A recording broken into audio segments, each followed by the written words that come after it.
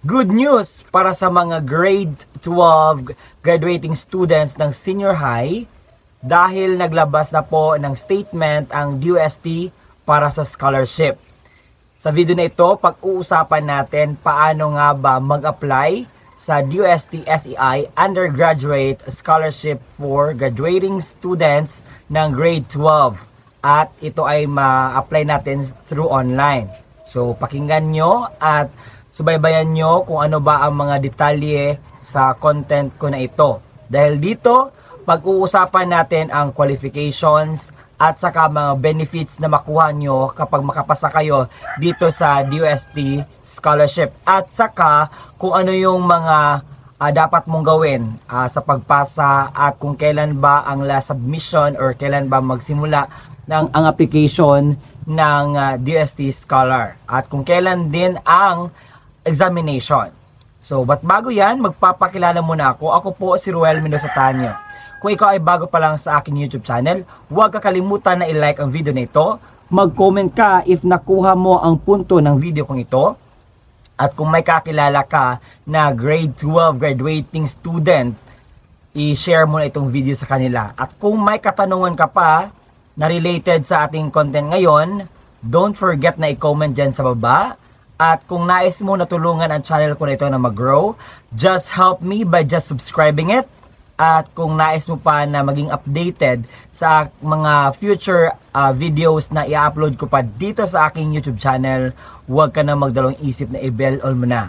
At kung nais mo na makuha lahat ng mga detalye sa content ko na ito, samahan mo ako hanggang sa dulo nang sa gayon malaman mo kung ano ba yung mga dapat mong malaman sa content na ito. Halina't ating pag-usapan.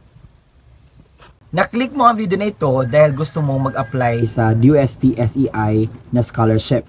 Which is, ang DOST isang napakagandang opportunity na pwede mong i-grant dahil napakarami pong benepisyo kapag ikaw po ay makapasa dito sa DOST scholarship. Ngayon, ano ba ang ibig sabihin ng DOST? Ano ba yung main goal ng DOST?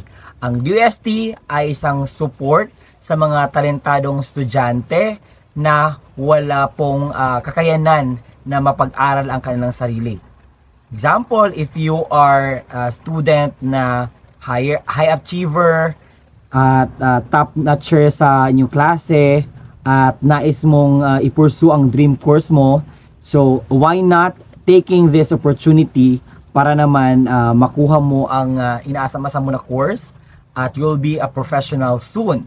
So, isa sa mga dapat natin gawin is alamin muna natin ang mga qualifications sa ng DOST scholarship.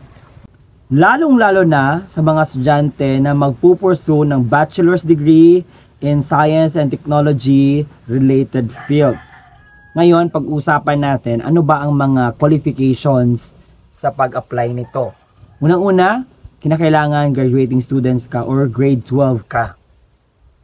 So, kung STEM strand ka, lahat sila ay pwede makatake ng DOST Scholar.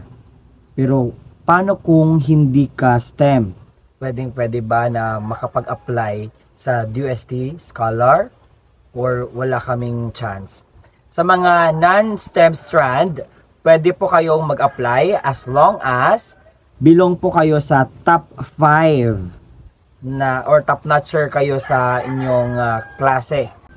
And isa sa mga qualifications, natural born citizen, Pinoy. Pinoy talaga. And merong good moral character and healthy. Healthy ang pangangatawan, hindi masakitin, ayun. And kung ikaw ay retakers, kung noon ay nag-take ka pero hindi ka pinalad, so pwede po kayong mag-retake ngayon. Baka this time papalarin na kayo na makapasa dahil napaganda talaga ng mga benepisyo na makukuha mo dito sa DOST scholarship. Kaya yung iba nagre-retake sila at sa pag-retake nila nakapasa sila. So why not?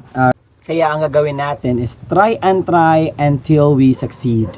So ayun, at sa mga nakapasa pero hindi tinuloy, so pwede nyo pong ipagpatuloy ang iyong journey sa scholarship nyo sa DOST. Okay? So, ano ba ang mga benepisyo na pwede nyong makuha kapag nakapasa kayo dito sa DOST? Okay, makinig. So, unang-una, kapag regular academic year, so ito yung matatanggap nyo. Sa school, kapag college ka na, doon mo na malalaman yung tinatawag na tuition fees and other miscellaneous fees. Pero kapag ikaw ay isang scholar sa DOST, ang regular academic year, matatanggap mo is 40,000 pesos para sa mga scholars na enrolled in private HEIs. And di lang yan, meron din kayong learning materials and connectivity allowances, which is makatanggap kayo every year ng 10,000 pesos. So 50,000 na yung pwede mong matanggap kapag ikaw ay nakapasa dito sa DOST. Next to it is meron kayong tinatawag na monthly living allowance. Magkano per month? 7,000 per month. Napakalaki, which is 57 na. So next to it is yung transportation allowance. Para ito sa mga scholars na magta-transport pa, or babiyahe pa siya mula sa kanyang bahay papunta sa kanyang skulahan na pinag-enrollan. So meron silang tinatawag na transportation allowance. Meron din tinatawag na group health and accident insurance. Ayan, may insurance na kayo. And also, dahil sa college, may tinatawag tayo na thesis. Oo. Dahil dadaan talaga tayo sa paggawa ng thesis, paggawa ng libro, pag-study. Pero kapag ikaw ay hindi scholar, talagang napakalaki ng pwede mong gagastusin. Dahil maraming printings, marami ang revise, marami talaga yung effort ng time at saka money na pwede mong mapalabas. But if you are a DOST scholar, ang DOST ay magbibigay sa inyo ng magkano? 10,000 pesos. Sobrang laki, 'di ba? So kung ikaw ay gumagawa ng thesis, yung puproblemahin mo na lang is paano mo yung tapusin yung thesis mo. Kasi yung expenses, meron namang inilaan na allowance ang DOST for that. So ang gawin mo lang, tapusin mo, and you can utilize the amount that DOST na ibigay sa iyo. Okay? And next to it, kapag natapos mo yung thesis mo at you are now reaching the climax, you are reaching your success. So pagkarating ng graduation, merong tinatawag na graduation allowance, which is 1,000 pesos. Hindi na masyadong malaki. Oo. Pero sa napakinggan nyo ngayon, napakarami ang pwede nyo makuhang benepisyo sa DOST. Oo. Interested ka ba na mapabilang sa mga DOST scholars?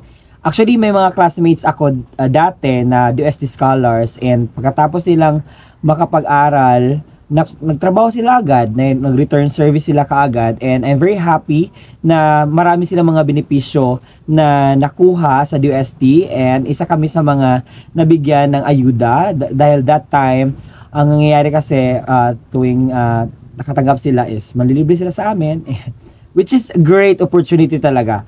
Lalo-lalo na sa mga talented na mga estudyante dyan, na mautak, maraming alam, dapat ka nang itumba, charot. So, ayun lang yung mga pwede mong makuhang mga benefits. Yun lang ha, napakarami. So, if you have the chance to take this, wag mo nang papatagalin pa, kunin mo na ang panahon na ito para sa next year, kapag ikaw ay magpupursu na sa college, sa science and technology related fields, go! Why not? Ito ay pwede sa mga math, science, at sa mga science and technology pa na mga fields. If you wanted to be part of the scholars sa DOST, then why not?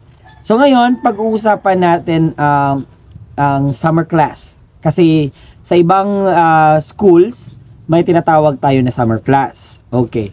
Meron pa ba tayong matatanggap na mga benefits from DOST? Yes, meron po. So, actually, meron kayong mga matatanggap na tuition and other fees, which is 10,000 pesos. And also, monthly living allowance and for 2 months. Ayan. And learning materials and other connectivity allowances. Ayan, meron ka matatanggap na 2,000. So which is okay na. Wala kayong ginagawa. Ang ginagawa nyo lang, nag-aaral lang kayo. So binibigyan kayo ng ayuda ni DOST. So alam ko napakaraming mga deserving na mga estudyante na dapat makatanggap or makapasa dito sa DOST. Dahil alam ko na nais nila mag-aral pero wala silang pera na maitusto sa kanilang pag-aaral. So this moment, use this para makatapos ka at hindi ka na masyadong ma-worried about paano mo tatapusin ang course mo na gusto mo. Dahil kung gusto mo talaga, hanapan mo ng paraan para ikaw ay makapagtapos. So, sir, kailan po ba ang simula sa application? Nag-start po ang application noong October 17, 2023 and ang last day sa request from school inclusion in the e-application system is December 15, 2023. And ang last day ng online application is December 31. Ang link sa pag-apply nito is ilalagay ko sa description box. And don't forget to click this and read the instruction. And I suggest na huwag nyo na abutin pa sa December 31. Dahil alam ko that time is busy tayo sa paghanda para sa New Year. And also, it's my birthday, December 31. Huwag niyo patagalin pa if kaya niyo matapos within this month or hindi pa man mapunta sa deadline. So, go! Huwag niyo nang sayangan ang panahong ito. At sa mga benepisyong napakinggan nyo, legit na legit po yan. Tunayan ko na sa aking kaibigan kung gaano yan ka-totoo ang binibigay ng DOST. Mahal tayo ng DOST. Promise. Oo. Kaya ikaw, nanonood na inspiring applicants and examinee. So, okay, nakalimutan ko. So, kailan po ba ang examination sa mga nais mag-apply ng DOST or nais mag-exam sa DOST? Ang examination po is on April 6 to 7, 2024. So, alam kong marami na ang na-excite, marami na ang nag-study. So, if you have the time to study sa lahat ng mga bagay na pwedeng lalabas sa, tawag dito, sa DOST na examination. So, sa isip mo mahirap pero kung kaya mo, kayanin mo para makapagtapos ka ng iyong pag-aaral. So, yan lang po ang ating content for today. And I hope na sa content ko na ito, mayroon akong naibigay na knowledge for you para sa iyong future. And thank me later kapag ikaw ay pumasa na sa DOST Scholar. So, this is me, Roel Luis Atanyo. Maraming salamat sa panonood.